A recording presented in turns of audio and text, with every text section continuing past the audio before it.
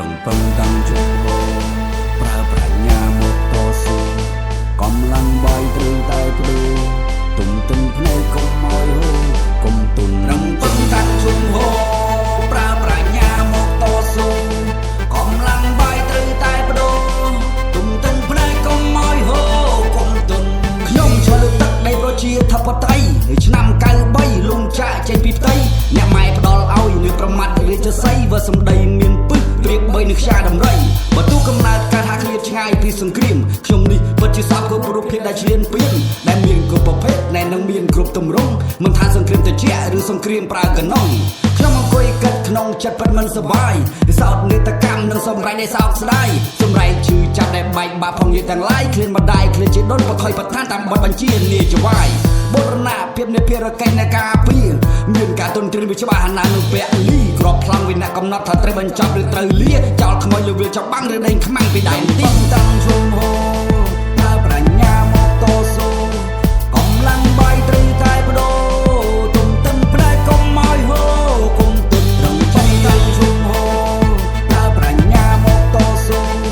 កម្លាំងបាយត្រូវតែបដូរទុំទិនផ្នែកកុំឲ្យហូរគុំទុនតែសង្គ្រាមជាអ្វីឬវាជាប្រពៃណីនឹងមេដឹកនាំលំមុខអំណាចពង្រីកនៅអត្តពលវាទីដូចជាបិសាចបញ្ចេញតបសភាវត្តចូលវាយលុកទុកជីវិតលើផែនដីហាក់ដូចស្រមោចដល់តូចតាចឯតោខំនឹងខ្លាវាមកទាំងឆ្មាដែលនៅគៀនរាល់វិនិស្សកម្មដែលត្រូវបង្កទៅដោយសង្គ្រាមបែកបាក់នៃគ្រួសារវិឈឺផ្សារនឹងអត់ឃ្លានគ្មានវេលាដែលជួបជុំជាប់ដៃបង្ហូរឈាមត្រៀមត្រង់សេវត្រៀមស្បៀងត្រៀមអាវុធ